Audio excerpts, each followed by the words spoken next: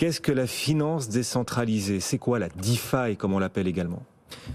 Pour faire simple, c'est la même chose que la finance classique, mais sans intermédiaire. Voilà, c'est tout pourquoi. Voilà, on a fait le tour. Voilà, non, en fait, ça va vous permettre d'avoir accès aux mêmes services que ceux qui sont fournis par le système bancaire classique, à savoir emprunter, prêter, percevoir des intérêts, investir dans des produits financiers. La principale différence, c'est qu'on va pouvoir faire tout ça, mais sans intermédiaire. Et comment ça marche du coup? La DeFi s'appuie sur la blockchain et les contrats intelligents pour fonctionner. Je rappelle qu'un contrat intelligent est un contrat stocké dans la blockchain, exécuté automatiquement et de pair à pair lorsque les conditions précisées en amont sont remplies.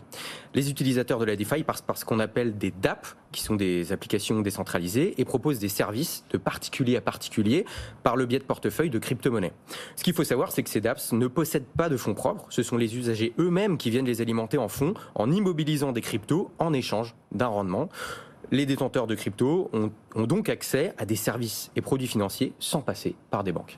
Définition de la finance décentralisée. Une fois qu'on a compris ces mécanismes, ce fonctionnement, à quoi ça sert? Quels sont les avantages pour les utilisateurs et au global de la finance décentralisée? Ça permet notamment de gérer directement ses actifs 24 heures sur 24 et 7 jours sur 7.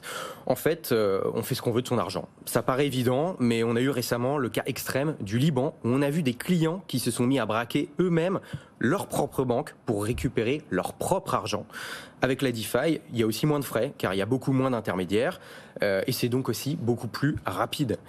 Les prêts ou crédits sont acceptés ou refusés instantanément. Quand il y a des rendements, ils sont versés aussi instantanément et quotidiennement avec des règles transparentes. Pas de dette possible, car il y a un collatéral de manière systématique.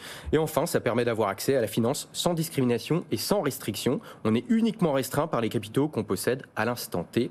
Il suffit d'avoir une connexion Internet avec un ordinateur ou un smartphone. Ce sont les avantages de la finance décentralisée. Et on imagine qu'il y a également quelques inconvénients qui motiveront peut-être la réglementation à venir qui visera cette DeFi. On en parlera dans un instant avec Faustine et Valentin. Réglementation qui pourrait impacter le développement de la finance décentralisée. Quels sont ces inconvénients?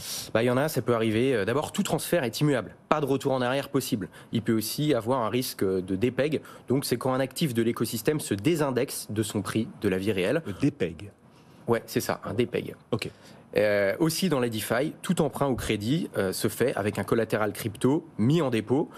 Si le crédit n'est pas remboursé ou si la valeur de la devise est baissière, alors le collatéral mis en gage est consommé ou à recapitaliser. On peut avoir aussi un risque de manque de liquidité sur certaines blockchains. Et comme toute application, les applications de la finance décentralisée peuvent être la cible d'attaques ou de hacks. Ouais,